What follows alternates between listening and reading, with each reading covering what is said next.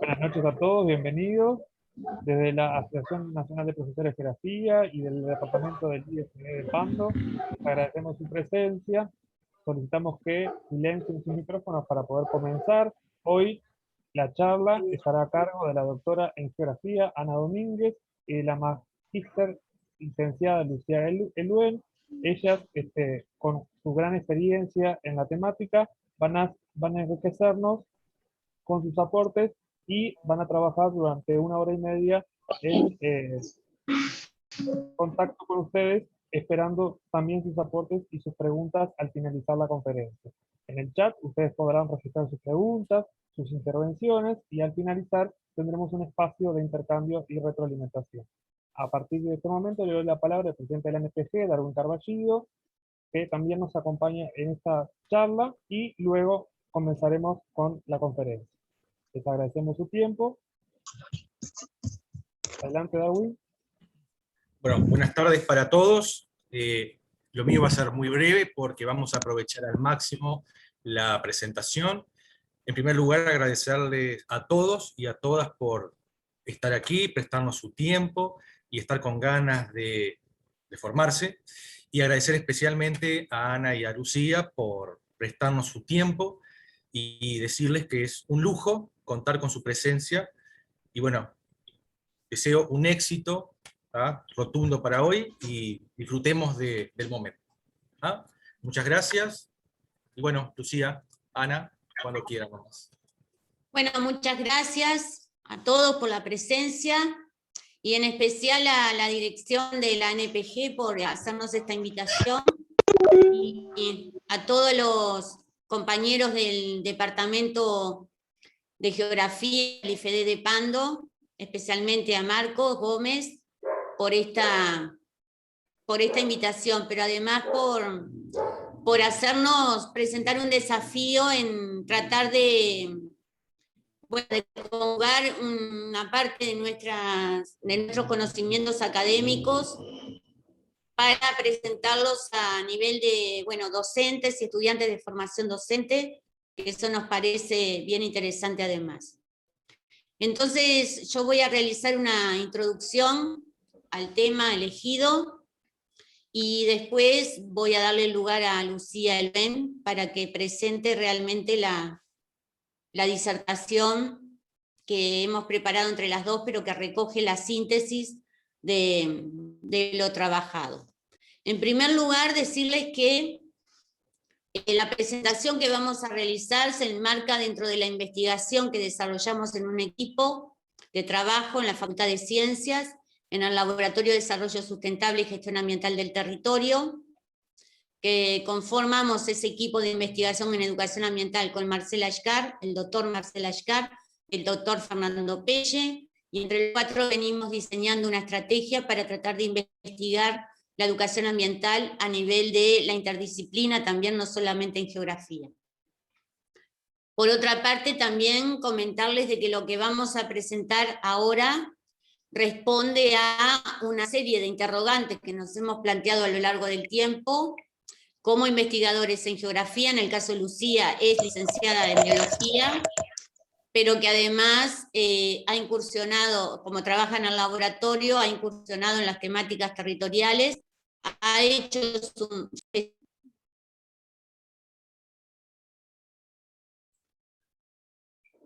Quedaste muteada, Anita. Ahora sí. Bien, entonces el asunto pasaba por comunicarles que lo que vamos a presentar es el producto de una serie de interrogantes que nos hemos planteado a lo largo del trabajo académico y de la contrastación entre la teoría y la práctica. Cuando uno desarrolla trabajo en territorio, comienza a encontrar una serie de fortalezas y debilidades y debe irlas contrastando, digamos, con las metodologías que uno está aplicando en esa investigación. Y por eso Lucía va a presentar, después de la introducción teórica, hace una presentación de su tesis de maestría en educación ambiental, que fue en territorio. Entonces, la primera cuestión que a veces nos tenemos que hacer como docentes o estudiantes de formación docente es que si lo que estamos enseñando o aprendiendo, o sea, la vigencia, ¿no?, que tiene la validez didáctica que tienen lo que estamos enseñando, lo que estamos aprendiendo, de alguna manera se corresponde con lo que se investiga, es decir, con la vigencia epistemológica. Y esos son dos ejes que a veces no caminan juntos, sino que caminan a veces sin tocarse. Muchas veces se enseña y se aprende cuestiones que son de modé, que ya han sido interpeladas hace décadas y que sin embargo se siguen transponiendo didácticamente como válidas. Y esa cuestión nos enfrenta en la academia a veces a ciertos retrasos, porque, bueno, lo que trata la academia es tratar de develar los sentidos y resignificar conceptos y categorías para ir avanzando en el desarrollo de la ciencia. Entonces, bueno, lo que vamos a hacer hoy es tratar de presentar un marco teórico conceptual y una metodología que evidentemente va a estar vinculada a estas cuestiones que acá ponemos, ¿no?, como la contextualización espacio-temporal de la educación ambiental, los fundamentos teórico-metodológicos, el origen y la evolución de esa educación ambiental, por qué hablamos de una educación ambiental crítica, por qué de alguna manera se acompaña una nueva visión del mundo a partir de nuevos fundamentos teóricos metodológicos, y tratamos de encaminarnos hacia a pensar el marco teórico conceptual de la educación ambiental bajo la acepción de crítica, porque no toda educación ambiental es crítica, ni todo lo que hacemos bajo el paraguas de la educación ambiental es educación ambiental, como vamos a ver a lo largo de esta exposición.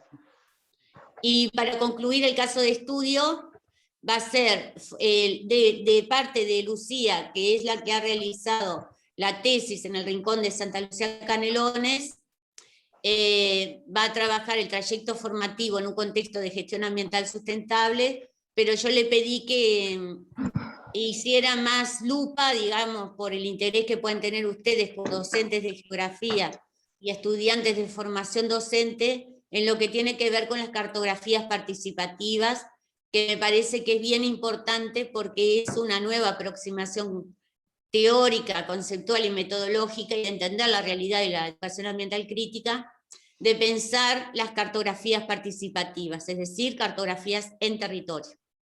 Eso es un poco la estructura de la presentación. Al final de la presentación le pedimos a Marcos que oficiara como de mediador entre las posibles preguntas, sugerencias que tuvieran ustedes, para poder recoger las preguntas y que nos la formulara al final. Esa es la estructura. Así que, Lucía, ¿podrías comenzar con la presentación? Muy bien, bueno, buenas noches, muchas gracias por la invitación. Y bueno, vamos a comenzar entonces un poco, primero para situarnos, ¿no? Destacar que ya hace 5 décadas que en lo que es en el ámbito internacional se viene analizando la necesidad de mejorar la calidad socioambiental global y identificar, bueno, cuáles son los mecanismos apropiados que permitan conseguir esta mejora, ¿no? Esto indujo a lo que es el reconocimiento de la educación ambiental como una herramienta para el abordaje de las temáticas ambientales que nos permita configurar lo que son las nuevas relaciones socioambientales de sustentabilidad, ¿no? En ese escenario podemos identificar a la Conferencia de Estocolmo, esa conferencia de Naciones Unidas que realiza la ONU en el 72, como la primera conferencia diplomática internacional que alerta sobre lo que es la crisis ambiental a escala mundial, ya que se pone de manifiesto a nivel internacional y se reconoce que el deterioro ecológico que experimentaban los países en ese entonces desarrollados generaban afecciones a lo que es la calidad de vida. Esta conferencia se realiza en un contexto internacional, digamos, de revisión del modelo científico-tecnológico sobre las problemáticas ambientales, como puede ser anteriormente lo que fue en el 68, el informe del Club de Roma, por ejemplo, pero los problemas ambientales que se señalaban por los países desarrollados estaban reducidos a lo que era la dimensión ecológica, ¿no? Por ejemplo, lo que tenía que ver con el agotamiento de los recursos naturales, la degradación de ecosistemas, ¿no?, la desaparición de especies, la contaminación atmosférica hídrica, el cambio global y estos desequilibrios naturales, ¿no? Entonces, digamos, que se reducían a esa dimensión ecológica y que solo se estaba visualizando, por lo tanto, las consecuencias de los problemas ambientales y, por lo tanto... ¿Dónde hay agua? Agradezco si pueden apagar los micrófonos. Y bueno, que estas consecuencias de los problemas, que solamente se visualizaban las consecuencias de los problemas ambientales, y bueno, que su solución estaban basadas en teorías neomalthusianas, ¿no? Como tenía que ver con el tema de control del crecimiento demográfico como mecanismo que prevenga lo que era el colapso de los recursos naturales, que en ese entonces se comenzaban a visualizar ya como recursos finitos. Sin embargo, digamos que en los países subdesarrollados, del tercer mundo, o también llamados periféricos, se entendía y se entiende hoy en día que la crisis ambiental es ante todo, no es solo una crisis ecológica, sino es una crisis sistémica y por lo tanto es una crisis civilizatoria, ¿sí? Digamos que desde el sur se entiende que los problemas ambientales no se resuelven atendiendo solamente a sus manifestaciones, es decir, a esas consecuencias ecológicas sobre los sistemas ambientales, sino que debe ponerse atención a sus causas, ¿sí? Como puede ser lo que tenga que ver con el avance del agronegocio, la concentración y extranjerización de la tierra, la disminución de la población rural, ¿no? Bueno, todos estos problemas socioeconómicos que atraen lo que es la producción familiar, ¿no? O en su contracara en lo que es la imposición de la intensificación y de la especialización monoproductiva, ¿no? Con lo que trae todo eso la degradación de los bienes de la naturaleza. Es decir, que estas causas son las que en realidad generan la desigualdad social como consecuencia de un modelo de desarrollo impuesto o propuesto por el sistema capitalista. ¿Sí? Este sistema, también llamado muchas veces como el paradigma productivista, en donde sustenta que como para la clave para el progreso y la paz está basada en lo que es el desarrollo científico y el crecimiento económico limitado, como se proponía en el 60 con el plan Kennedy para las Américas, esa alianza que se estaba proponiendo. Todas estas cuestiones es lo que nos ponen de manifiesto, bueno, la insustentabilidad del modelo de desarrollo capitalista que hoy en día continúa vigente, ¿no? Y que ya en el 87, con el informe de Club de Roma, perdón, con el informe de Brundtland, y luego en el Congreso de Río del 92, queda asumido como que esta necesidad de otros desarrollos. Entonces podemos señalar acá algunas cuestiones, voy a ser muy esquemática, pero después podemos profundizar, que a partir de Estocolmo hay una concepción que se crea, lo que es el Programa Nacional Estocolmo crea, por un lado, el PNUMA, el Programa Nacional del Medio Ambiente. Estocolmo es se celebra un 5 de junio, y a partir de ahí es que se pone la fecha, la celebración del Día Mundial del Medio Ambiente, o del ambiente, ¿no? Y algo importante de Estocolmo es que lanza lo que es el PIEA, el Programa Internacional de Educación Ambiental, ¿sí? Que es un programa que se crea posterior, en el 75, para incorporar lo que es la temática ambiental en el sistema educativo. A partir de Estocolmo es que se realizan los encuentros, ahí señalar que hay los dos primeros encuentros internacionales, por un lado el Seminario Internacional de Educación Ambiental, que tiene su producto, que es la Carta de Belgrado, y en el 77 la Conferencia Intergubernamental de Educación Ambiental, el BDC, ¿no?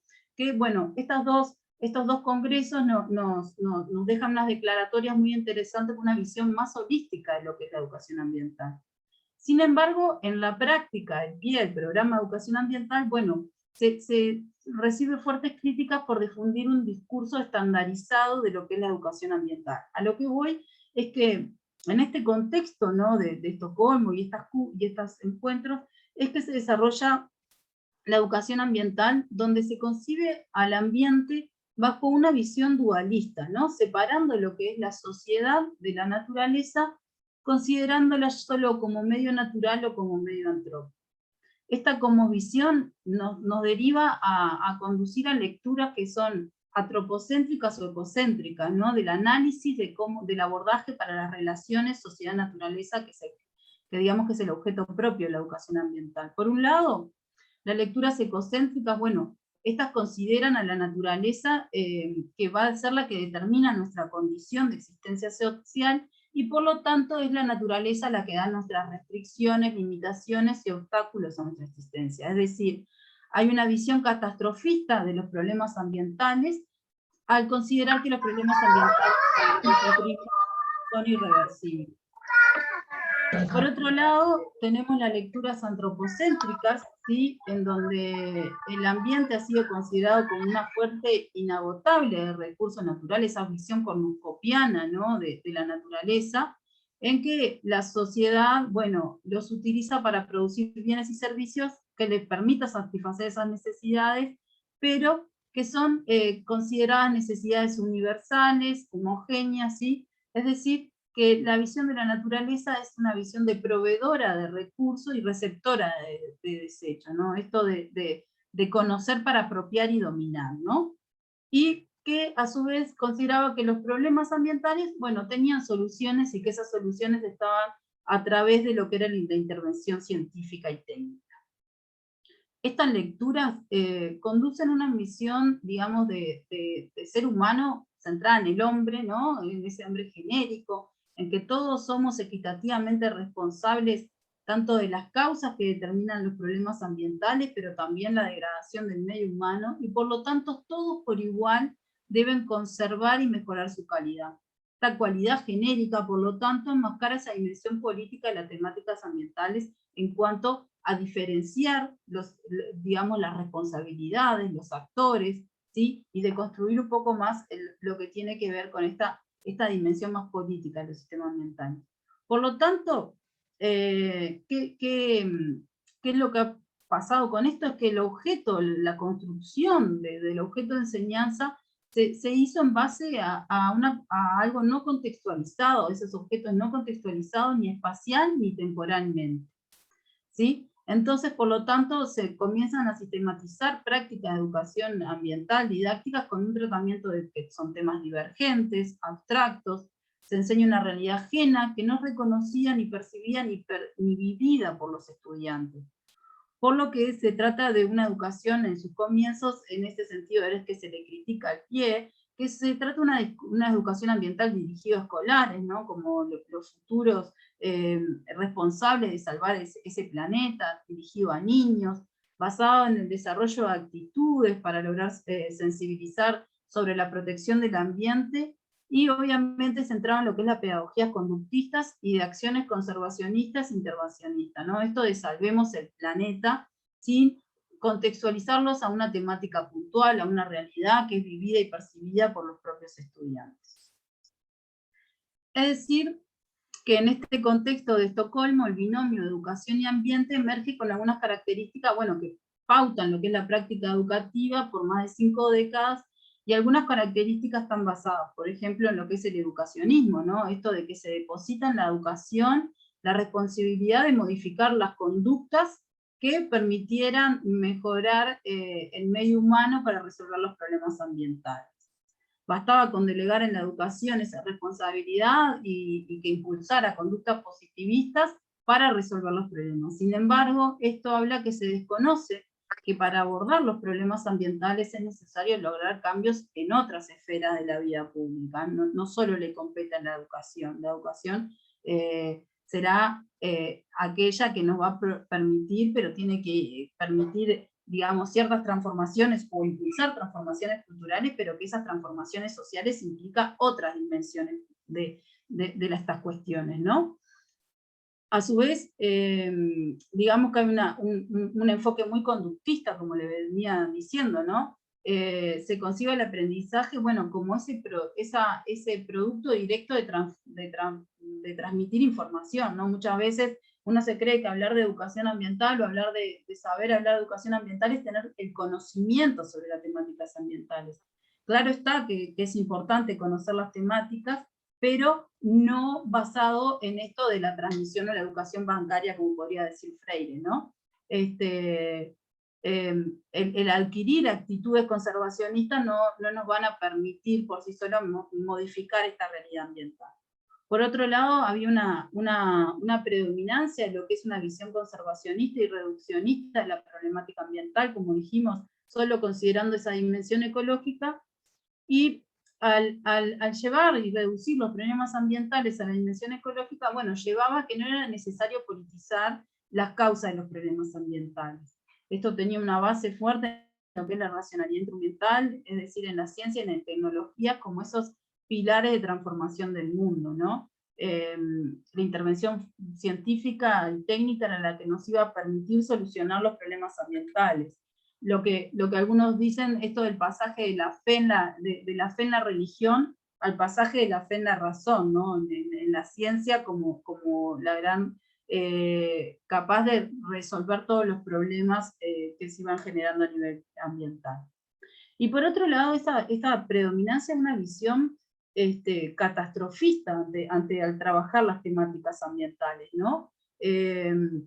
Donde, bueno, este modelo de desarrollo exitoso que estaba basado en el crecimiento económico ilimitado, era el sinónimo del progreso de la sociedad, y ve lo ecológico como aquello que lo limita, ¿no? Entonces, bueno, hay una externalización también de lo que es la naturaleza, en cuanto a verla solamente como un stock de recursos naturales, como una receptora de desechos. Muchas veces olvidando también promover una educación basada en rescatar aquellas, digamos, aquellas cosas que nos hacen sentir bien en la naturaleza, más allá de esa visión catastrofista.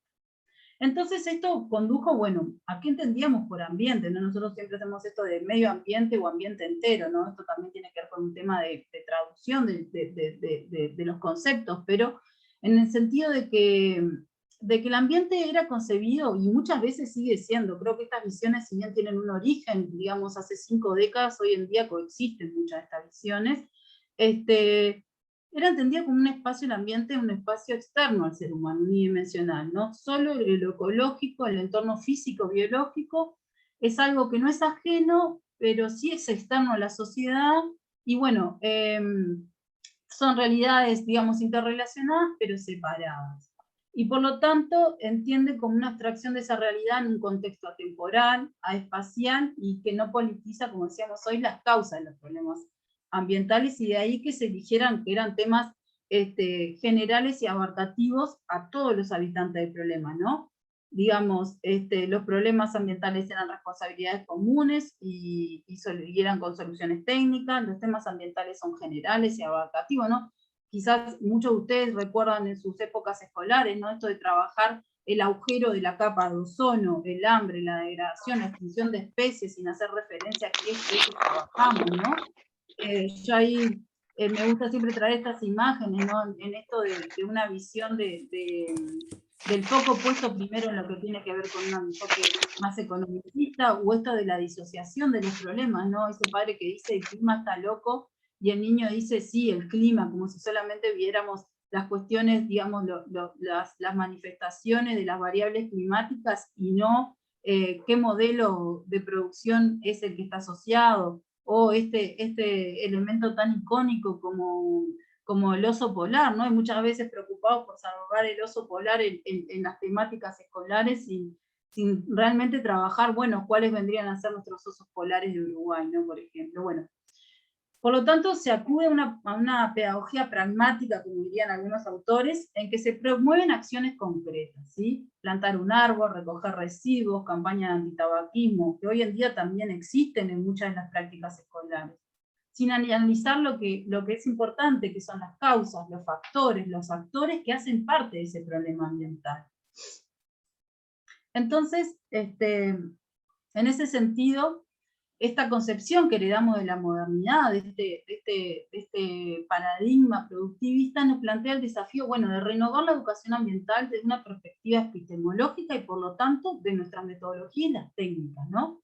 Es así que surge en América Latina, surge la educación ambiental crítica, ¿sí? A través de lo que son las organizaciones civiles y las corrientes críticas de la educación, que propone una educación vinculada a la transformación de otras esferas políticas, e invita a repensar los compromisos que tenemos como ciudadanos ambientalmente críticos. En ese sentido, entonces, la educación tomarla como un metarrelato, ¿no? En donde los fines de la educación no van a ser neutros, y el modo en que entendemos, que concebimos, que explicamos la realidad, están condicionados por los paradigmas que determinan nuestras intencionalidades, ¿no? Y esas intencionalidades que hacen a las relaciones de poder que se explicitan en los territorios. Entonces, digamos que la praxis, el quehacer de la investigación geográfica parte del paradigma crítico, ¿sí? En donde entendemos que la ideología determina cómo entendemos el problema. Asume que nuestros valores y nuestras subjetividades hacen parte del proceso de conocimiento, y es esa subjetividad y esos valores los que nos permiten reflexionar sobre los problemas y entender la realidad de un modo complejo, ¿sí? Ya ahí, entonces, tirar un poco por tierra lo que es esto de la ciencia como neutra, ¿no? Como que no tiene intenciones. Podemos no ser conscientes, no ser explícitos, pero sí siempre estamos respondiendo cuando hacemos investigación, cuando generamos conocimiento, hay una intencionalidad en esa generación de conocimiento, para qué, para quién y cómo usamos ese conocimiento. Y obviamente ese conocimiento entonces es más amplio, implica también, digamos, incluir otros saberes, ¿no? Porque para trabajar en sistemas complejos es importante incluir distintas percepciones, distintos puntos de vista acerca de esa realidad que estamos analizando. Por lo tanto, esto, digamos, implica que el modo de hacer las prácticas de educación ambiental requiere un posicionamiento político-ideológico donde expliciten nuestras intencionalidades. Ya no somos educadores ambientales neutros, sino que partimos de hacer explícito nuestro posicionamiento. Aquí me gusta traer, hay muchas definiciones de educación ambiental crítica, a mí me gusta usar la definición de Ana Domínguez, quien en un artículo donde ella habla sobre sustentabilidad y las implicancias que implica un modelo de desarrollo sustentable, nos trae obviamente la definición de educación ambiental. ¿Por qué? Porque la educación ambiental, como decía hoy, sus finalidades responden a proyectos políticos, y nosotros los entendemos a proyectos políticos de sustentabilidad. Y ahí voy a leer la definición, creo que estamos bastante bien de tiempo, vamos viendo. La educación ambiental es un proceso permanente que debe atender a la formación de sujetos críticos, creativos y respetuosos por los derechos humanos y ambientales, que valoricen la existencia de diferentes modalidades de conocimiento e interpretación del mundo. Busca la formación de sujetos sociales con una ética socioambiental que sea solidaria con todas las manifestaciones de vidas, asumiendo un compromiso en la transformación socioambiental. Entonces ahí Ana ya nos deja claro algunas cosas, ¿no? La educación ambiental no es una actividad puntual. Nosotros podemos desencadenar procesos a partir de la educación ambiental, pero la educación ambiental es un proceso permanente, que se ocupa no solo de los derechos humanos, sino también de los derechos ambientales, y que para ello incluye diversos saberes, ¿sí? Para poder comprender y transformar nuestras realidades ambientales. En ese sentido, esto implica que no existe un solo modo de hacer educación ambiental. Y Sobé, que es una pedagoga, nos propone que existen 15 categorías para hacer educación, digamos, corrientes, le llama a ella, las cuales que podemos hacer educación ambiental, ¿sí? Digamos, la educación ambiental se configura en un amplio abanico de posibilidades de estas corrientes de cómo concebir la relación entre educación y ambiente. Cada una de estas corrientes tiene una forma de concebir cómo concibe la educación y el ambiente. Y donde la educación ambiental incluye todas las formas de educación que tienen que ver con lo ambiental. Y ahí señalar algo importante que creo que lo dije, pero por la duda reiterar. El objeto de la educación ambiental no son las ciencias ambientales, no es saber sobre las temáticas ambientales, sino que el objeto de la educación ambiental, como dice Sobé, es la red de relaciones, es trabajar nuestra relación sociedad-naturaleza. Y eso implica trabajar nuestra relación a distintos, digamos, en distinto nivel, a nivel personal, a nivel comunitario y con los otros elementos de la naturaleza. ¿Sí? Entonces, les traigo esto, no vamos a profundizar, pero sí saber que existen estas corrientes. Y allí, ¿por qué? Porque cada una de estas corrientes tiene un modo de entender, como les dije hoy, de entender el ambiente, y por lo tanto de practicar la educación ambiental, ¿sí? digamos que el concepto que cada uno de nosotros tenemos de ambiente está ligado a un sistema sociocultural de valores al cual pertenecemos. Por lo tanto, el ambiente es una representación social, es histórica y se construye en base a un sistema de significados y valores que por lo tanto van a ser quienes condicionan nuestra forma de concebir, de entender y de practicar la educación ambiental. ¿Por qué entonces yo les traigo esto? Porque me parece interesante que cuando realicemos práctica de educación ambiental, nos interpelemos y intentemos comprender desde cuál concepción es que partimos, qué entendemos por ambiente, cómo lo concebimos, y entonces cómo practicamos nuestro vínculo en este ambiente y trabajar lo que es la educación ambiental en este contexto. De hecho, podemos también citar a la Iraya y Lima, de un artículo de 2014, donde ellos nos plantean que, digamos, 3 vertientes de la educación ambiental, en lo que es la conservacionista, la pragmática y la crítica, ¿sí? Eso es una lectura más latinoamericana, porque Sauvé lo hace más bien a nivel de Norteamérica y Europa. Entonces, desde la geografía, proponemos abordar la educación ambiental crítica de la perspectiva de sustentabilidad, lo que implica integrar diversas dimensiones. Ya no solamente nos limitamos en educación ambiental a la dimensión ecológica o físico-química biológica, sino que debe ser contemplada la dimensión social, económica y político-institucional. ¿Sí? Entonces, eso nos va a permitir contextualizar histórica y territorialmente lo que son los bienes de la naturaleza. Y por lo tanto va a ser necesario incluir una visión de integralidad entre lo que son los usos, los usuarios y los saberes para poder realizar una planificación participativa y una gestión sustentable de nuestros ambientes.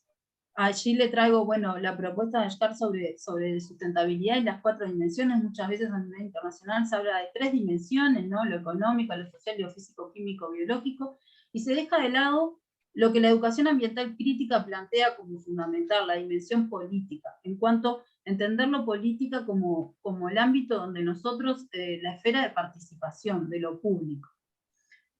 Entonces, podemos decir que así como el campo de la educación ambiental ha tenido su evolución histórica, las categorías y los conceptos que aborda la educación ambiental también han tenido una evolución histórica y se han complejizado estos conceptos.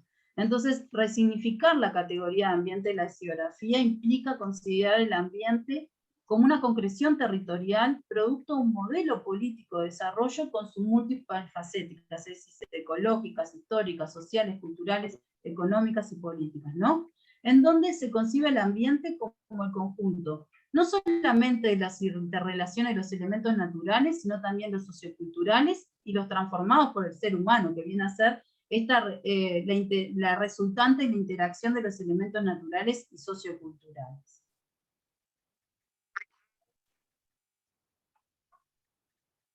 Así también resignificar qué entendemos por biodiversidad, ¿no? No solamente limitarnos a la biodiversidad como los otros seres vivos, sino también como sociobiodiversidad. Aquí le traemos una definición de la OTA de biodiversidad porque consideramos que es una definición más abarcativa que la propuesta por el convenio de diversidad biológica, ese convenio que se firma, que es uno de los productos de la Cumbre de Río del 92, ¿no? La cual hace referencia a la biodiversidad, que incluye, esta de la OTA incluye no solamente la biodiversidad a nivel intraespecífico, entre especies y entre ecosistemas, sino que también debe considerarse los paisajes. Por lo tanto, las poblaciones humanas, sus sociedades y los tecnosistemas como modo de apropiación de la naturaleza, ¿sí? Esto de incluir los paisajes ya está teniendo otra dimensión, que tiene que ver no solamente a los elementos básicos de un sistema, sino en entenderlo como un sistema complejo, ¿no? Entonces ahí se nos viene a la mente algo que nos dijo Luis Reclus, de somos naturaleza tomando conciencia de nosotros mismos, ¿no? En ese sentido, es decir, trabajar desde el enfoque de sociobiodiversidad implica no solo abordar, como dije, la dimensión ecológica, y la organización de la materia hasta el nivel de individuo y población biológica, sino trabajar las demás dimensiones que hacen a la conformación del nivel de organización en torno al paisaje, ¿sí? Las poblaciones humanas, con sus sistemas sociales y de los distintos tecnosistemas que reflejan los diferentes modos de apropiación de la naturaleza, ¿no? Ahí pongo un ejemplo sin entrar mucho en el tema, pero cuando hablamos de, por ejemplo, el tema actual de la pandemia, ¿no? Que tanto nos ha interpelado hasta nuestras prácticas y de cómo vincularnos, ¿no? Podemos abordar el tema de SARS-CoV desde su concepción del nivel de organismo, ¿no? Luego ver cómo esto a nivel poblacional, cómo es su distribución en el mapa mundial, pero cuando incluimos a las sociedades y los tecnosistemas, por ejemplo, también podemos hablar en lo que tiene que ver en la desigualdad que existen en cuanto a mecanismos digamos, de protección ante esta pandemia, ¿no? Que tiene que ver con el acceso a las vacunas, ¿no? Ahí de una forma simplificada, traer un ejemplo actual. Entonces, en cuanto a la biodiversidad, podemos decir que existen acuerdos en la necesidad de conservar la biodiversidad. De eso yo creo que hoy en día estamos todos muy de acuerdo, pero cabe preguntarnos qué entendemos por conservar, ¿no? De qué modo pretendemos conservar la biodiversidad en esto de construir escenarios de sustentabilidad. Por un lado es buscar integrar la conservación con la producción, como pueden proponer el enfoque sistémico, biorregionalista y de gestión de cuencas integradas. Ahí les traigo dos publicaciones que obviamente participa Ana y compañero del laboratorio, que tienen que ver con un enfoque de cuencas hidrográficas y donde se plantea una cuestión de gestión del territorio de una lógica de sustentabilidad, y que a su vez estos informes con información técnica y científica recoge también y acompaña también lo que tiene que ver con la territorialidad del agua y la defensa del agua como un bien común, ¿no? O entendemos por conservar la naturaleza, separar la conservación de la producción, ¿no? Donde delimitamos a la biodiversidad en parches que están insertos en una matriz, digamos, de intensificación productiva, ¿no? En ese sentido, debemos ser críticos con el tipo de conservación que queremos, porque según qué lógica o qué paradigma nos posicionaremos, podemos estar siendo cómplices de seguir bajo la misma premisa del actual modelo de desarrollo, ¿no? Es decir, concebir a la conservación como la contracara de mercantilización, o lo que actualmente algunos llaman como el green grabbing, que es el acaparamiento verde, ¿no? Por ejemplo, esto de comprar tierras en el tercer mundo con fines conservacionistas, que si bien conservamos esa naturaleza prístina, en realidad estamos atentando contra la autodeterminación de comunidades locales, ¿no? Ahí por eso yo pongo el ejemplo de Yellowstone ahí con el oso yogi, ¿no? Como primer área protegida, ese enfoque que primero predomina en las áreas protegidas, donde para conservar el Yellowstone lo que se hizo fue sacar a las comunidades indígenas que hacían esos territorios, ¿sí? Y se separa esa dualidad, ¿no? Cómo todavía coexiste. Bueno, entonces debemos ser críticos en cuando hablamos conservación, de a qué nos estamos refiriendo y realmente qué es viable para una sustentabilidad. Así también debemos resignificar qué entendemos por naturaleza, ¿no? Históricamente hemos entendido la naturaleza como un recurso natural, y es decir, como un medio para alcanzar un fin. Ver a la naturaleza como recursos naturales, como señala Sachs, que fue quien propuso el concepto de ecodesarrollo, y bueno, llevó adelante parte del programa de educación ambiental del 75, bueno, lleva a que los bienes de la naturaleza sean vistos como mercancías, ¿no? Lo que conduce, bueno, a acelerar el proceso de privatización de los bienes comunes. Esto viene de la mano en esto de concebir que el éxito para el desarrollo de nuestros territorios de América Latina se va a alcanzar mediante la exportación de commodities, ¿no? Eso de la mercancía, exportar la materia prima sin valor agregado, lo que Svampa llama como el consenso de commodities, como la receta para el desarrollo según el modelo capitalista. Por lo tanto, el desafío es cambiar esa percepción de valoración que hacemos en la naturaleza, ¿no? Pasar de ese valor del cambio al valor del uso social, ¿sí? Cuando atribuimos una dimensión espaciotemporal a los recursos naturales, los estamos contextualizando a un territorio con identidades propias y valores culturales. Entonces ahí es que surge el concepto de bienes comunes en la naturaleza, ¿no? El cual entiende que la naturaleza no es solo una mercancía, sino que es un espacio de reproducción de todos los modos de vida y por lo tanto de construcción de identidad, ¿sí? Por lo que hablar de bienes comunes en la naturaleza implica hablar de justicia ambiental. Y considerar los ecosistemas no solo como una unidad de conservación de funciones y estructuras, sino también como un instrumento para el desarrollo local. Entonces, en ese sentido, señalar algunos fundamentos metodológicos que son clave para el abordaje de las prácticas de educación ambiental. Aquí por un tema de tiempo no vamos a entrar en el detalle, pero podemos conversar, y creo que muchas de estas concepciones para ustedes son muy familiares, obviamente, porque de la geografía hace parte como una ciencia integradora, ¿no? Estas cuestiones también las trabajan en el enfoque de la geografía, digamos. Entonces, por un lado, bueno, la necesidad de integrar la información, la formación y la múltiple disciplina. Es decir, necesitamos integrar la información sobre las temáticas ambientales provenientes de las distintas disciplinas y, por ejemplo, tomando las cuencas hidrográficas como unidad de análisis y gestión de los bienes del territorio, ¿sí? Entendiendo que en el territorio donde se dan esas relaciones de apropiación y reapropiación de la naturaleza.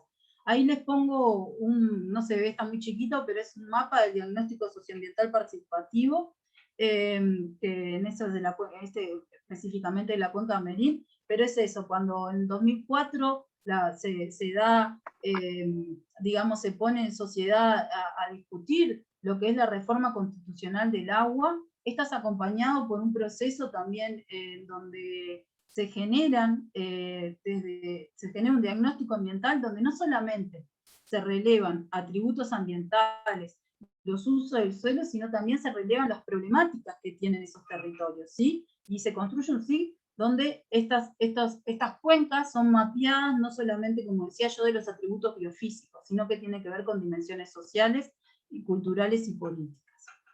Por otro lado, debemos analizar el contexto de los bienes comunes de la naturaleza a distintas escalas y interrelacionar el análisis entre las escalas, ¿sí? Para entender esos contextos históricos y espaciales en que gestionamos los bienes de la naturaleza, en ese abordaje, digamos, por lo tanto, de transescalaridad analítica, como podemos decir.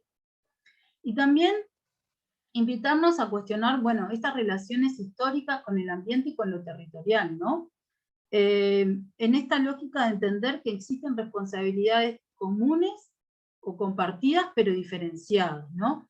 Se me viene un ejemplo como lo que tiene que ver con las economías verdes, ¿no? Por ejemplo, con los bonos de carbono, donde se fragmenta, hay como una simplificación y una fragmentación de esta concepción sistémica, donde, bueno, a través de la economía verde podemos decir que por un lado en un territorio se puede consumir, en el otro vamos a contaminar y en el otro vamos a depurar, entonces en el balance global los efectos de, no sé, de los gases del efecto invernadero quedan neutralizados porque a través de los mecanismos de bono de carbono lo que contaminamos por un lado compensamos plantando árboles en otro espacio, en otro territorio, en otra dimensión.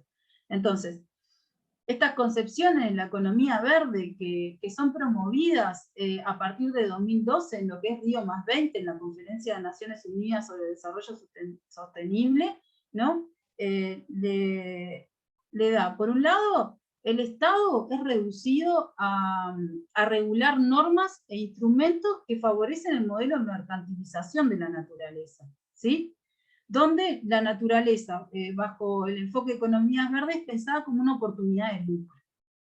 ¿Y esto qué lleva? Que las políticas educativas son mediadas por una educación de racionalidad instrumental, en el sentido que es dirigida a sujetos pasivos que se enfrentan a ajustar, digamos, sujetos pasivos para enfrentar lo que es el ajuste estructural de esta construcción de desarrollo sostenible. Lo que voy es que ahí es que están estas posturas pragmáticas, ¿no?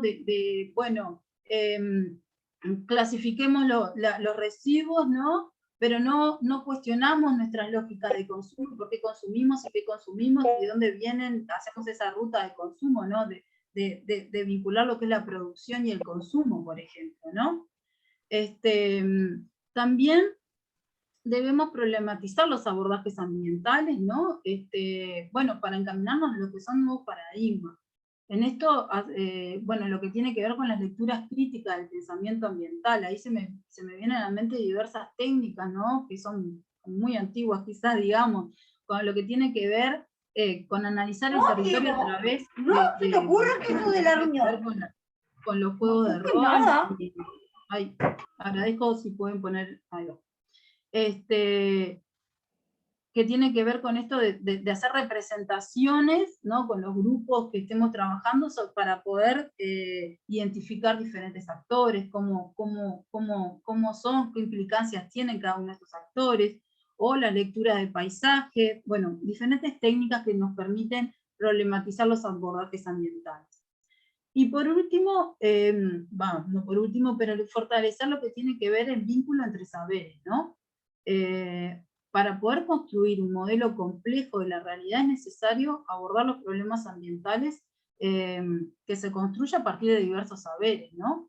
Es decir, por un lado, rescatar los saberes locales, los saberes empíricos, no solo los científicos, y a su vez hacerlos dialogar en escenarios multiactorales, ¿no? De diferentes sectores, no solamente diferentes disciplinas, sino diferentes sectores de la sociedad que hacen parte de la construcción de esa realidad. Eso nos va a permitir construir esos modelos complejos de la realidad para analizar, para actuar y para resolver las dificultades socioambientales concretas. Por lo tanto, es imprescindible que la educación ambiental tenga un rol activo en lo que es promover mecanismos de participación para la gestión colectiva de los bienes comunes.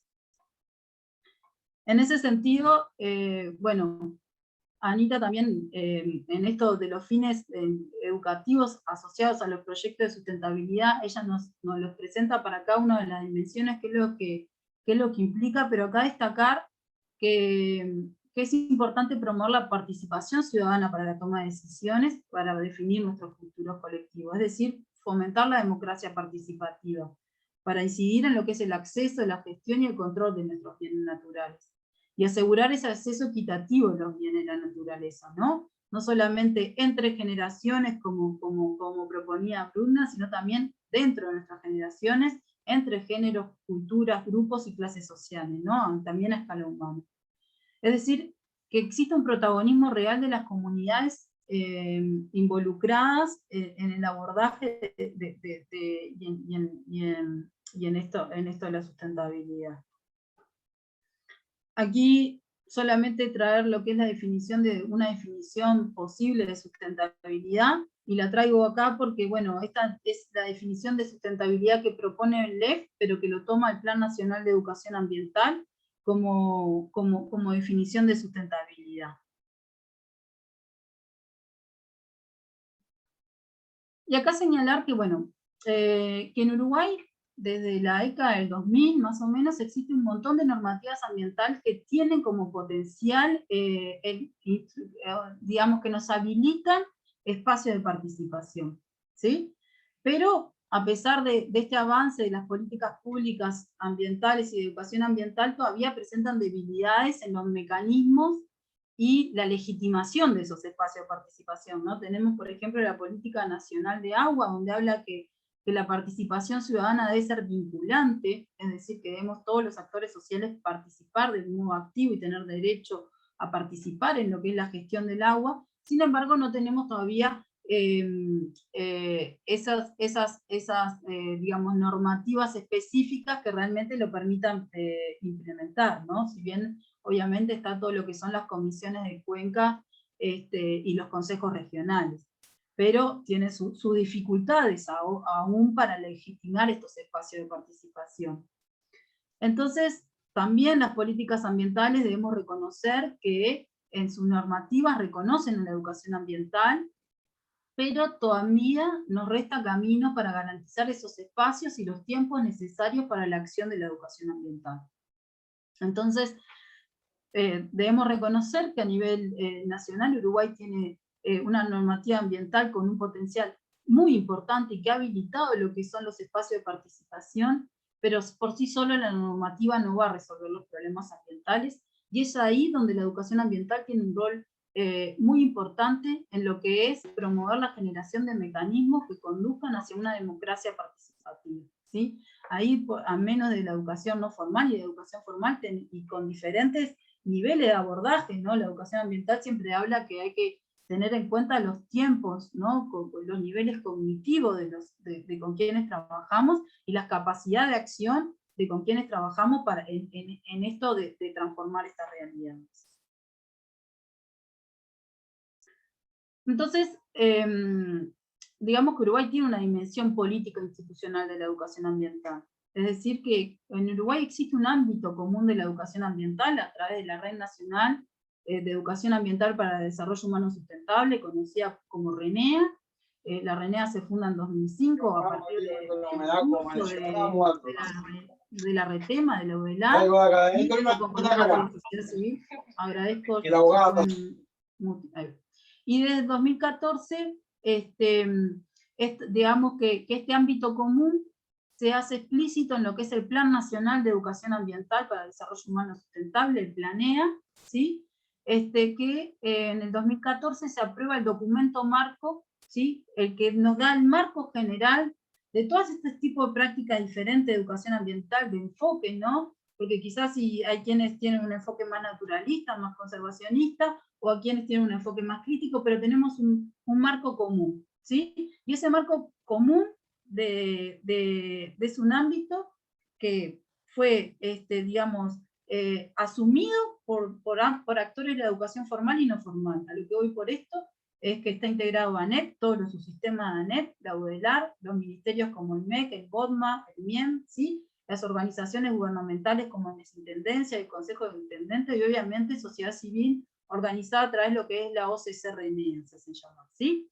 Entonces, tenemos un marco para llevar adelante y un compromiso de nuestras instituciones que asumieron este marco como parte para llevar adelante. Entonces, en ese sentido, la educación ambiental en los procesos de gestión ambiental, digamos, como dice Quintas, tienen algunas características, ¿no? Yo le hablaba hoy, la educación ambiental crítica latinoamericana, ¿en qué se basa? Bueno, en que la educación ambiental crítica en cuanto a discutir las contradicciones del actual modelo de civilización, ¿no? Cómo no, de poder deconstruir que entendemos por estas relaciones sociedad-naturaleza y de las relaciones sociales, digamos, entre los seres humanos con los seres humanos. A su vez tiene una capacidad, tiene un componente de transformador, ¿no? En cuanto a promover, de creer en la capacidad humana para construir otro futuro, pero a partir de la construcción de otro presente y reconociendo nuestras territorialidades, ¿no? Construir a partir de los escenarios reales posibles. Y por otro lado, bueno, en buscar la producción de autonomía en estos grupos, con estos grupos que trabajan. Por lo tanto, tiene un objetivo que tiene que ver con contribuir a la formación de ciudadanía, ¿sí? Para poder participar en lo que son las tomas de decisiones. Es decir, no solo basta con acceder a la información, ¿sí? Sino también debemos ser capaces de analizar esa información y poder estar capacitados para poder ser un actor válido, interlocutor, en lo que tenga que ver con la gestión de nuestros bienes comunes. Y bueno, obviamente que ese desafío tiene que ver con diseñar estrategias que sean específicas para cada uno de los agentes que estemos involucrados en ese proceso de construcción de sustentabilidad. Es por eso que yo ahora es que les voy a presentar mi tesis, parte de mi tesis de maestría en educación ambiental, que es un programa entre UDELAR y ANEP. Eso es algo a destacar porque ustedes como docentes pueden acceder a lo que es la maestría de educación ambiental, ¿sí? Porque es un convenio que realiza tanto el UDELAR con la ANEP, ¿sí? Y bueno, también obviamente que esta tesis se enmarca en lo que es la línea de investigación que participó en el Laboratorio de Desarrollo Sustentable y Gestión Ambiental del territorio de Facultad de Ciencias, donde Anita fue mi orientadora junto a Marcela Starr, en la cual, bueno, esta línea de investigación se centra en diseñar estrategias de educación ambiental que contribuyan a la gestión sustentable de los bienes comunes y la naturaleza, ¿sí?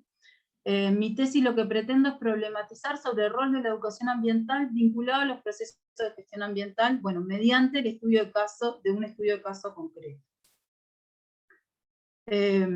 Esta imagen siempre la pongo para decir que, bueno, ese es el Rincón de Santa Lucía, que ahora van a ver que es el área que estudié, ese territorio, y que las imágenes que van a ver a continuación son todas del área de estudio, y que, bueno, diferentes actores que me fui encontrando, hicieron parte de mi proceso, de mi proceso que yo tuve ahí en el Rincón, me fueron facilitando. Entonces, a modo de introducción y para no redundar mucho, señalar que esta investigación se centra, bueno, en un proceso de educación ambiental crítica que acontece en el ámbito de, de la gestión ambiental, perdón, ya sea como un proceso participativo de generación de conocimientos sobre los sistemas ambientales, pero también como un proceso democrático en el acceso a los bienes de la naturaleza, al generar insumos, como van a ver, cartográficos, para la toma de decisiones. Para eso la educación ambiental propone un enfoque de cual abordar la realidad de ser transformada, ¿no? Esto que hablamos de que sean espacios interdisciplinarios, multiactorales, bueno, con esto del abordaje multiescalar, y para esa comprensión holística de lo que son los sistemas ambientales complejos, ¿no? Por lo tanto, una perspectiva crítica y dialéctica, la integración de la educación ambiental con metodologías participativas, considero que permite diseñar trayectos formativos que aseguran la gestión de los territorios. ¿Por qué? El diseño de estrategias de enseñanza, de aprendizaje y de creación de conocimientos sobre los sistemas ambientales nos permite, bueno, analizar los diversos saberes e intereses que están presentes en los territorios para comprender los factores que han incidido en las relaciones sociedad-naturaleza y por lo tanto poder proyectar escenarios de sustentabilidad.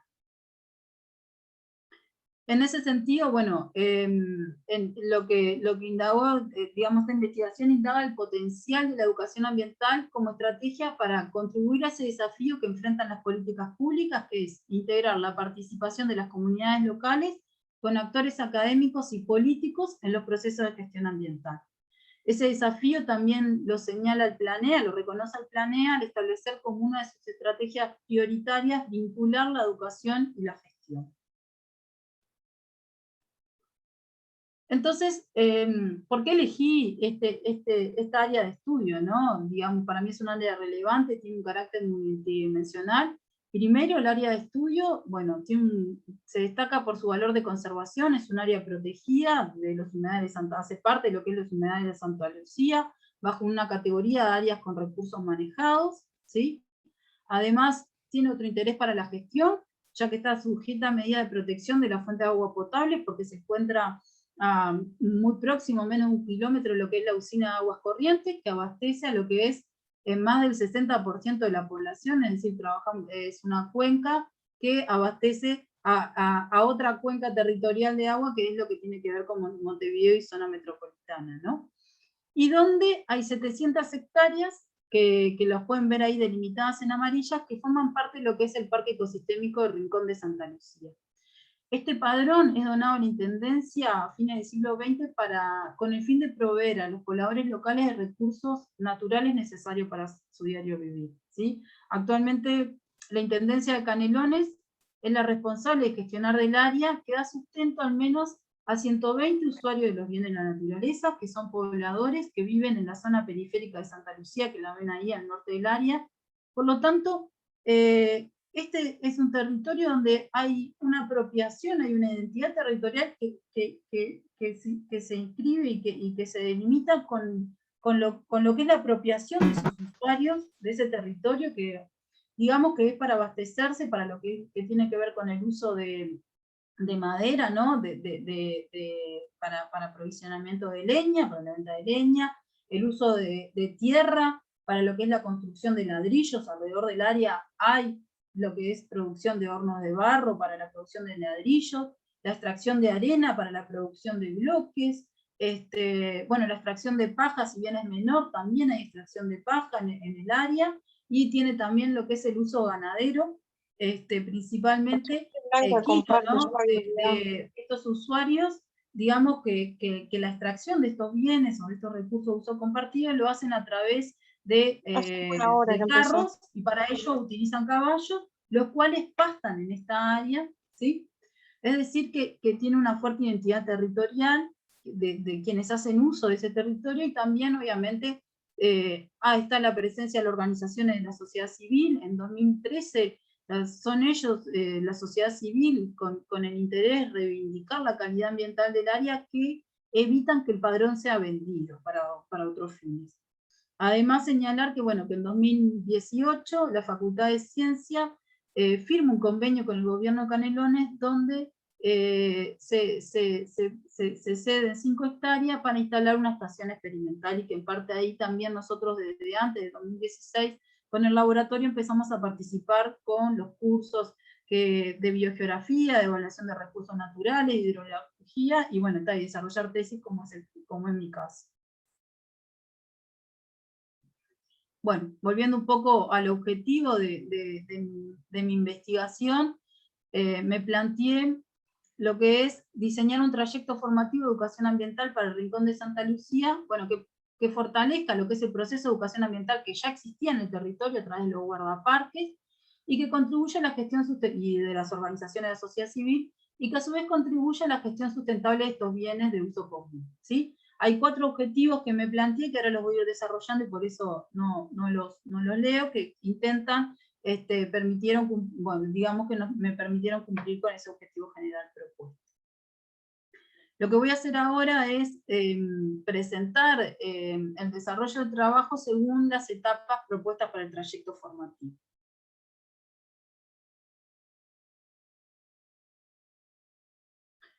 Bueno, en términos generales, la estrategia metodológica consistió en generar información sobre el funcionamiento del sistema ambiental para utilizar un proceso de educación ambiental que nos permitiera evaluar el estado actual del área, y eso generara insumos, ¿no?, principalmente cartográficos, para la toma de decisiones sobre los usos y manejo de los bienes, ¿no? Para ello, bueno, apliqué una triangulación de técnicas. Ahora voy a mostrar que hay técnicas cuantitativas y cualitativas, y toda esa información la fuimos integrando en un sistema de información geográfica, en un SIG a escala local.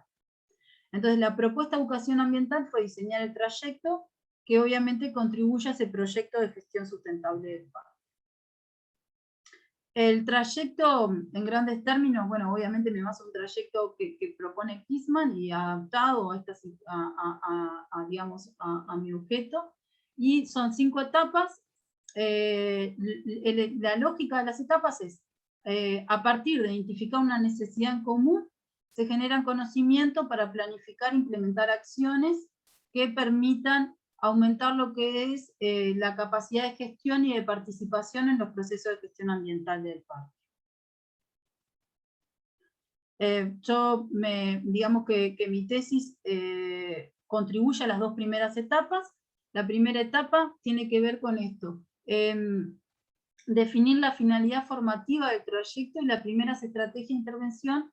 En este caso, trabajo digamos, en el ámbito de la educación ambiental no formal y dirigido a adultos. Vieron cómo corremos el foco de esto de la educación ambiental dirigido en un ámbito formal y a niños, ¿no?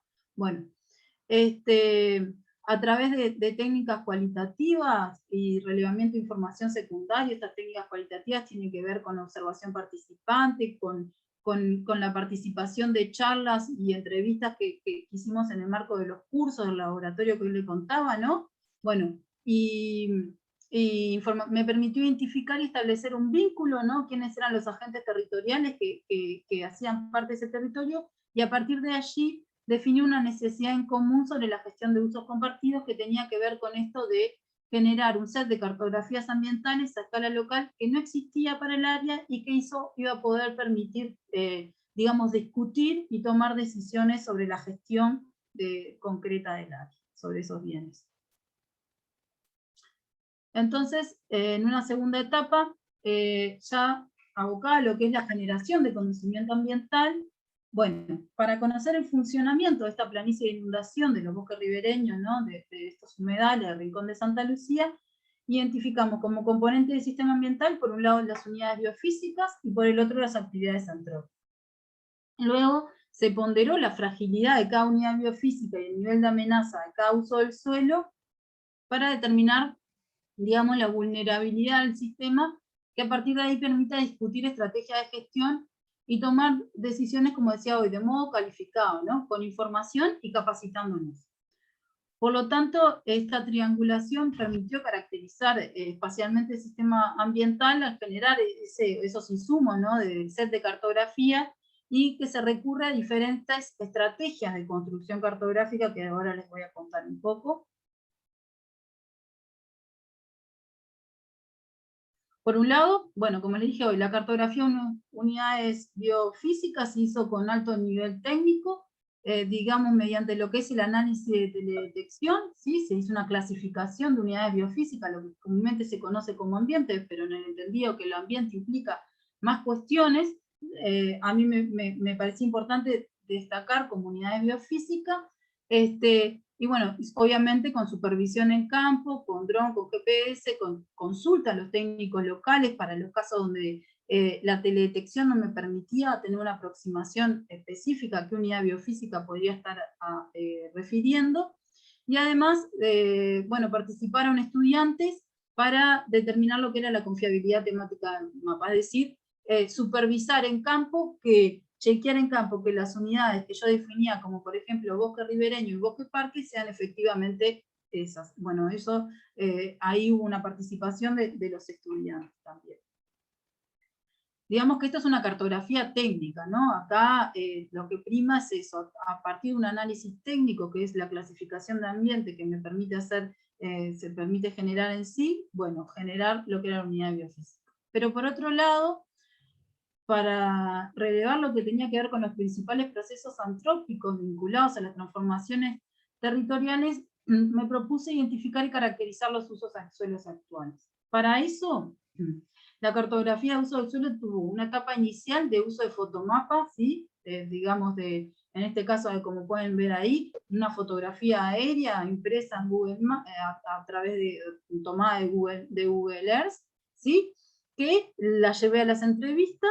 Yo, a partir de eso, como les contaba hoy, que identifiqué actores relevantes, se realizaron entrevistas, fueron cerca de 3 entrevistas, que más o menos tuvo en contacto como 30 personas, que representaban distintos sectores de la sociedad. A mí me interesaba saber quiénes eran, no solamente los usuarios, sino los gestores, los vecinos, las organizaciones sociales, ¿sí? Que hacían parte de ese territorio, y a partir de ahí construimos lo que son los mapas perceptivos, que, bueno, tiene que ver con esto, de marcar, de que ellos pudieran mapear los recursos de usos compartidos, información de interés cultural, otra información que para ellos era relevante, y bueno, estos mapas perceptivos fueron un producto intermedio que me permitieron avanzar en lo que son las construcciones de mapas comunitarios, ¿no? De cada uso del suelo identificado, como ven en las 2 figuras del medio, y que se integraron en lo que es la carta síntesis con la distribución espacial de los usos actuales del suelo.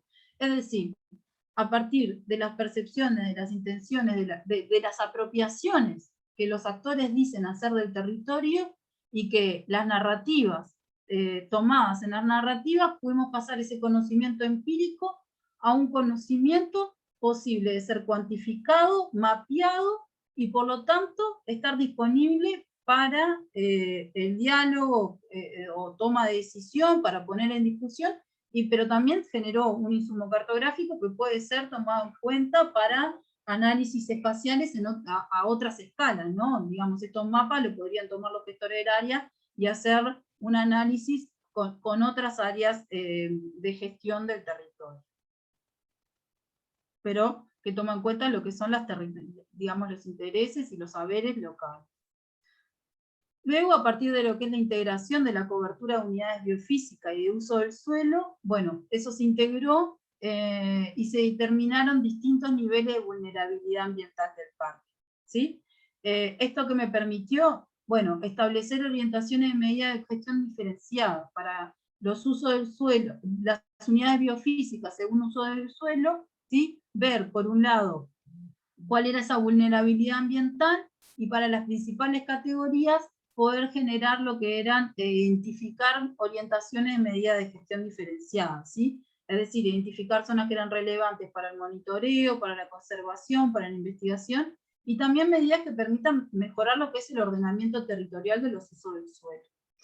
Allí, como ven, esto también habla de que si bien no evaluamos la calidad de la flora, de las unidades biofísicas en cuanto a composición de especies, sí habla que las unidades biofísicas en cuanto a estructura boscosas es más del 50% del área, casi el 60% del área presenta baja vulnerabilidad, habiendo al menos más de 7 usos en el territorio, ¿no? Diferentes actores. Bueno, acá lo que quería mostrar era cómo continúa el trayecto, en el sentido que la educación ambiental, bueno, no termina con la generación de conocimiento, debe avanzar en lo que tiene que ser, en que el saber ambiental permite identificar actividades puntuales y prácticas que aumenten esa capacidad de participación y de gestión. Entonces, a partir de la tercera etapa, digamos que comienza el proceso de planificación de acciones, que lo que busca es, bueno, a partir de estas cartografías, de la evaluación, del diálogo, buscar los puntos de acuerdo y poder proyectar soluciones que permitan, por un lado, mejorar la calidad del área y a su vez continuar dar sustento a las comunidades locales, ¿no? Digamos que sería como poner en marcha eso de la investigación-acción participativa, a partir del diseño de proyectos de acción comunitarios concretos. Algunos aspectos a destacar sobre el alcance de la investigación que realicé y realizamos. Por un lado, destacar que nuestra propuesta, bueno, de educación ambiental avanza en lo que es la integración de saberes y generar conocimientos que, bueno, que nos permitan abordar lo que es este vínculo sociedad-naturaleza. La triangulación de técnicas, tanto cualitativas como cuantitativas, permitió avanzar en estas dos primeras etapas del trayecto, identificando agentes relevantes y elaborar un set de cartografías ambientales, ¿no? Que están, para las siguientes etapas del trayecto. Además, destacar que por lo tanto, el integrar actores con conocimientos locales y educadores ambientales permitió generar cartografías participativas con un alto valor académico, a la vez que reconoce y refuerza los derechos territoriales y las territorialidades locales, ¿sí? Por lo tanto, la finalidad formativa propuesta para el trayecto, bueno, busca transitar hacia ese empoderamiento ambiental de las comunidades que contribuya a esos proyectos de sustentabilidad ambiental. Las cartografías ambientales integran el saber y valores locales, por lo que representa la identidad de los territorios que hacen a la construcción de ese territorio en particular. Entonces, creo que podemos concluir que, bueno, que integrar estrategias de participación de educación ambiental en las políticas públicas permite contribuir a lo que es el diseño de espacios de debate y de negociación con estrategias pedagógicas específicas para lo que es la formación de ciudadanía, bueno, para fortalecer lo que son las redes de gestión de los bienes comunes.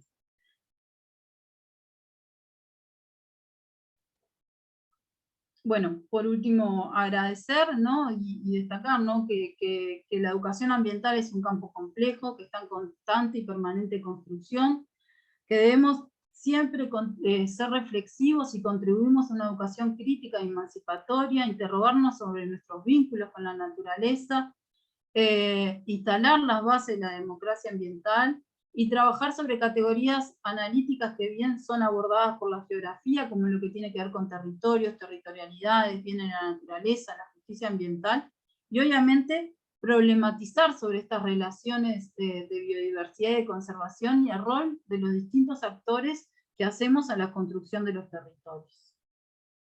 Bueno, muchas gracias. Y estamos abiertos. Muchas gracias, Lucía. Abrimos el espacio de preguntas por chat o de comentarios y estamos a la espera de sus aportes. Ana, no sé si querés hacer un pequeño cierre previamente ante el espacio de consulta. Sí, primero, bueno, agradecer Ay, se escucha con delay. Bien, primero agradecer que, bueno, todos estuvieron participando atentamente, espero, pero bueno, los que se están retirando porque tienen otras actividades. Y bueno, primero, en nombre de Lucía y mío, a ver si pudimos cumplir, aunque sean los objetivos que nos habíamos fijado de antemano.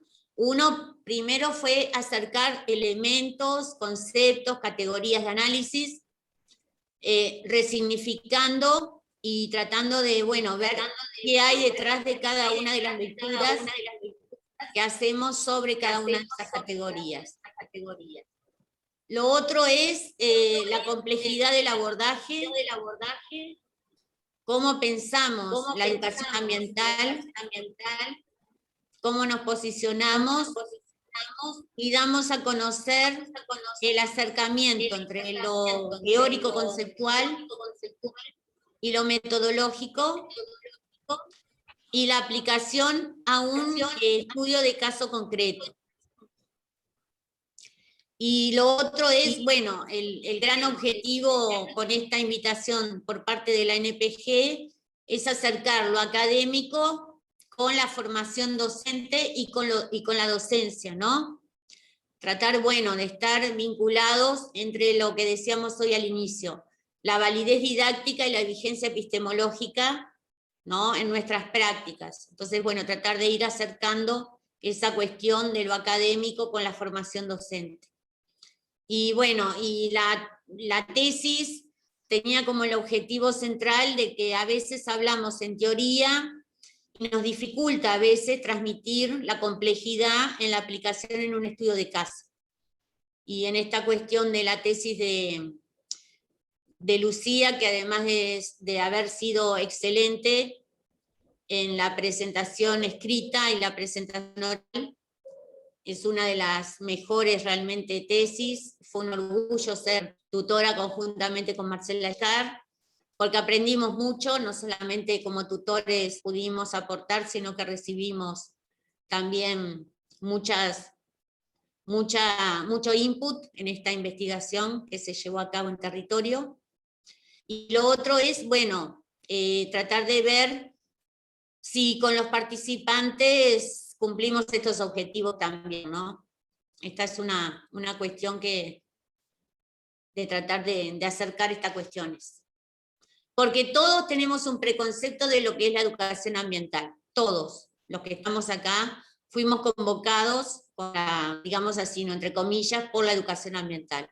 Todos tenemos un preconcepto y vimos de que la educación ambiental ya casi cumple 5 décadas el próximo año, y cómo hemos avanzado en este proceso también a nivel nacional. Como señalaba Lucía, tenemos una serie de legislación, tenemos el Planea, que fue un documento elaborado en el marco de la Red Nacional de Educación Ambiental, la NPG, también como organización, ha acercado desde el punto de vista de la geografía con la cuestión ambiental, hemos debatido estas cuestiones, y hoy es como una presentación más formal de toda esa acumulación de conocimiento y también de interrogantes que nos hacemos. Hay cuestiones que nos seguimos planteando, no estamos aseverando, estamos también buscando, y por eso también este diálogo para nosotros es muy fructífero.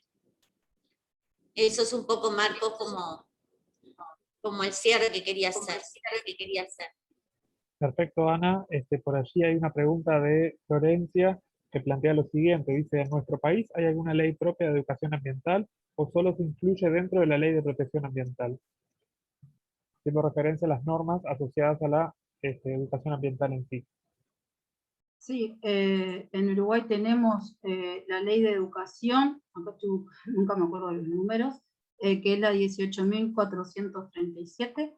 Esta ley general de educación tiene un artículo, creo que es el 42, si no me confundo, donde, bueno, ahí se cita la educación ambiental, hay una definición de educación ambiental, o sea que por ley sí, y como hoy le mostraron en la presentación, también la educación ambiental es reconocida en lo que tiene que ver con la normativa la normativa de políticas ambientales en general, ¿no? Como una estrategia para abordar lo que es el componente de participación.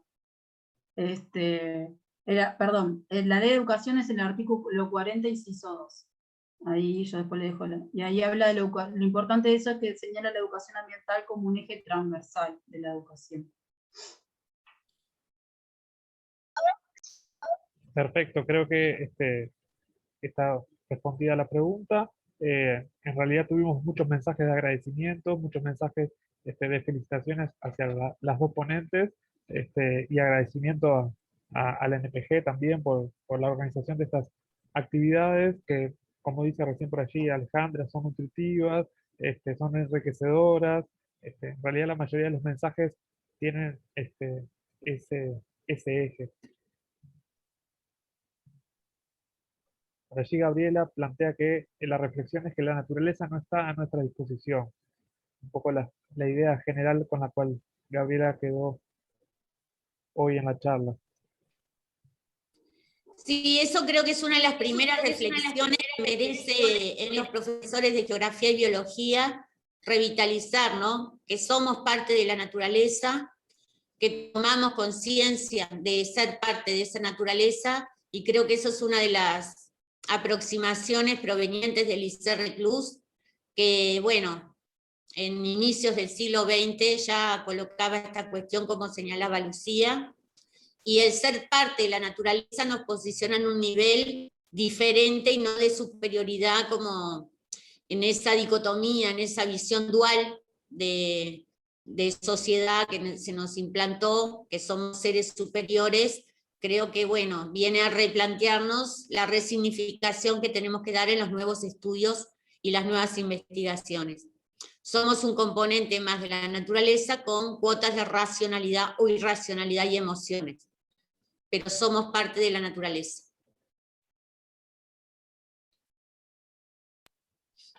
Bueno, si no hay más preguntas o comentarios, estamos dando por terminada la conferencia. Les agradecemos muchísimo el tiempo que le dedicaron a este espacio de aprendizaje y reflexión. Obviamente agradecemos muchísimo a las ponentes Ana Domínguez y Lucía Eluen por ser nuestras guías en esta reflexión y aprendizaje. Agradecer al presidente Darwin Carballido también, que nos acompañó durante toda la conferencia, que seguramente quiera dar algunas palabras de cierre. Y bueno, esta conferencia estará disponible en el canal de YouTube de la NPG en breve, y la idea es continuar trabajando junto a ustedes a lo largo de este 2021 con algún evento más de actualización e información docente. Les agradecemos mucho y estamos a las órdenes. Bueno, como cierre cortito, es agradecerle a todos por mantener y sostener la atención. También tengo el eco. Agradecer a Ana y a Lucía por la disposición, las ganas, el nivel académico con el que presentaron lo que presentaron, y especialmente a Lucía por compartir su investigación. Me pareció notable poder acceder a todo el proceso y como buen pretexto para llegar al marco conceptual que queríamos como profundizar, y bueno, y el trabajo en particular. Y sobre todo, mostrar el paradigma que sustenta todo lo que estamos trabajando, que es la perspectiva de pensamiento complejo. Y ese trabajo desde el diálogo de saberes, el poner en conversación diferentes perspectivas, crear marcos comunes para analizar el territorio, me parece un gran aporte. Por ahí vamos, o por ahí queremos empezar a ir desde la NPG con estas charlas, empezar también a revisar los artículos que se van a publicar en la Geoespacio. Vamos a hacer un cambio de diseño, pero también vamos a hacer un cambio de enfoque. Entonces vamos a empezar, ya empezamos a tener revisores externos en los artículos, y vamos a seguir con eso, y tratar de que la perspectiva sea la que, por ejemplo, se trazó hoy. Así que por ese camino andamos. Le agradecemos mucho justamente la posibilidad de que podamos decir esto desde la NPG, y bueno, y agradecerles y decirles a Ana, a Lucía y al equipo que tienen, que en la NPG tienen las puertas abiertas para publicar, que ya lo han hecho, para presentar, y para seguir estableciendo estos espacios de discusión, intercambio. Así que bueno, la NPG, o en nombre de la NPG, estamos muy agradecidos. Así que bueno. Gracias a ustedes, la verdad que fue un honor participar, bueno, mi admiración a todos los geógrafos. creo que es una ciencia que a mí me cambió, me transformó en esto de transformar la realidad, también nos transformamos en nosotros mismos y conocer el enfoque de la geografía. Creo que es un enfoque que nutre y el campo de la educación ambiental y nos permite comprender cuestiones y abordar cuestiones de ese enfoque integrador y bueno, más de la geografía crítica que promueven ustedes. Y bueno, obviamente conocí de la mano a Anita, Marcel, Pelle y mis compañeros del laboratorio. Pero así que para mí es un honor, me da mucha vergüenza participar de esta instancia, pero es un honor poder estar participando. Y quedo a disposición para todos los docentes o estudiantes, quedamos a disposición, como siempre saben, para lo que precisen. Perfecto. Gracias. Bueno, muchísimas